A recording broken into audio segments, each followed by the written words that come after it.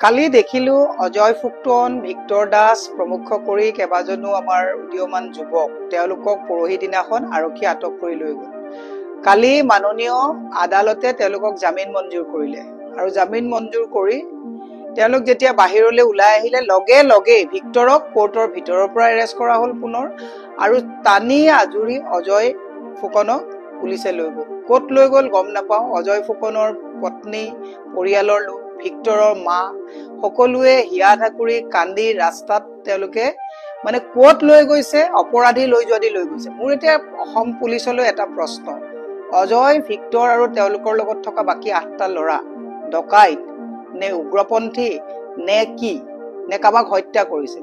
এইটো কথা অসমৰ ৰাইজে বিশ্বাস কৰিব পাৰে নেকি যে পুলিচৰ এটা আৱশ্যনীত পুলিচৰ গাত হাত দিছে বুলি যদি কয়, এইটো বাৰু গছত গৰু উঠা কথা হয়নে নহয়? ইমানবিলাক পুলিচৰ গাত অজয় বা ভিক্টৰ বা বাকী তেওঁলোকৰ লগত থকা মানুহখিনিয়ে পুলিচক তেওঁলোকে শাৰীৰিকভাৱে প্ৰহাৰ বা পুলিচৰ কিবা বস্তুত আঘাত কৰিব পৰাৰ সেই দম আমাৰ অজয় ফুকনতো আছে নেকি? গান বাজানাৰ লগত থকা ল'ৰা ছোৱালী আমি আজি ইমান বছৰৰ পৰা লগ পাইছো। পুলিচে তাৰ পৰা আৰু দুটা কথা মই আপোনালোকক কৈছো, মাননীয় আদালতে যেতিয়া জামিন মঞ্জুৰ কৰিলে তাৰ পিছত আকৌ কোৰ্টত যেতিয়া তেওঁলোকক এৰেষ্ট কৰিলে, তেতিয়াহ'লে আদালতকো এই প্ৰশাসনে অমান্য কৰা নাইনে? এক বৃহৎ প্ৰশ্ন। মই সেইকাৰণে এটা কথা কৈছো যে আমি কালিৰ পৰা গৈ যিটো দেখিলো, বৰ্তমানো তেওঁলোক কোন থানাত আছে পৰিয়ালৰ মানুহে ট্ৰেকেই কৰিব পৰা নাই। অপৰাধীক লৈ যোৱা দি তেওঁলোকক লৈ যোৱা হৈছে। মই মুখ্যমন্ত্ৰী যিহেতুকে গৃহ বিভাগৰ দায়িত্বত আছে, মুখ্যমন্ত্ৰীলৈ মোৰ এটা পোনপটীয়া প্ৰশ্ন যে ধৰিব লাগিছিল কাক? কিয় 10 দিন সময় SITয়ে দিবলগীয়া হ'ল শ্যাম কানু আৰু সিদ্ধাৰ্থহঁতক? শ্যাম কানু আৰু সিদ্ধাৰ্থহঁতে আপোনালোকৰতো চাইবাৰৰ এটা আপোনালোকৰ চেল আছে, তাহাঁতে যে ফেচবুক লাইভ কৰিব পৰা দি আছে, ফেচবুকত আপলোড কৰি আছে, এই যে অজয়হঁতক যে বাৰে প্ৰতি ইটোৰ পিছত সিটোৰ গোচৰ লগাই লগাই যে চুৰ ডকাইত দগাবাজৰ নিচিনাকে টানিয়ে জৰি আপোনালোকে লৈ গৈছে, যিখিনি মানুহৰ প্ৰতি আঙুলি উঠিছে, আমি তেওঁলোক অভিযুক্ত হয় নহয় এইটো আইনে ক'ব। যি মানুহৰ ওপৰত আঙুলি উঠিছে তেওঁলোকক সময়ৰ ওপৰত সময় দিছে। এণ্টিচিপেটৰী বেইল এপ্লাই কৰিবৰ কাৰণে শুনিছো কোনোবাই এপ্লাই কৰিবলৈ লৈছে। মই উকিল সন্থাক কিন্তু চেলুট কৰিছো যে অসমৰ উকিল সন্থাই কিন্তু তেওঁলোকৰ কেছ নলয়। মই মুখ্যমন্ত্ৰীলৈ এটা বিনম্ৰভাৱে অনুৰোধ জনাইছো, হাল এৰি খেয়াল খেদিছে।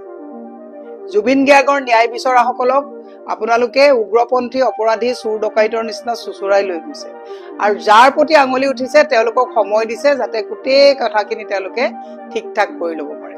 গতিকে আইন যাতে কোনেও হাতত তুলি নলয়, আইন যাতে কোনেও অৱমাননা নকৰে আৰু অজয় আৰু ভিক্টৰহঁতক কি গোচৰত ধৰা হৈছে এই কথাবিলাক আইনে জনাব লাগে যে কিয় এৰেষ্ট কৰা হ'ল।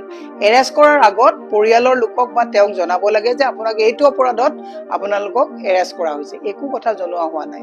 মই সেইকাৰণে এটা কথা আপোনালোকক বিনম্ৰভাৱে পুলিচকো মই আহ্বান জনাইছো, যোৱা পৰহি ৰাতি, যোৱা কালি নহয় তাৰ আগদিনাখন ৰাতি কাষ্টডিটো তেওঁলোকক শাৰীৰিকভাৱে মাৰপিট কৰা হৈছে। নাপায় এইবিলাক কৰিব।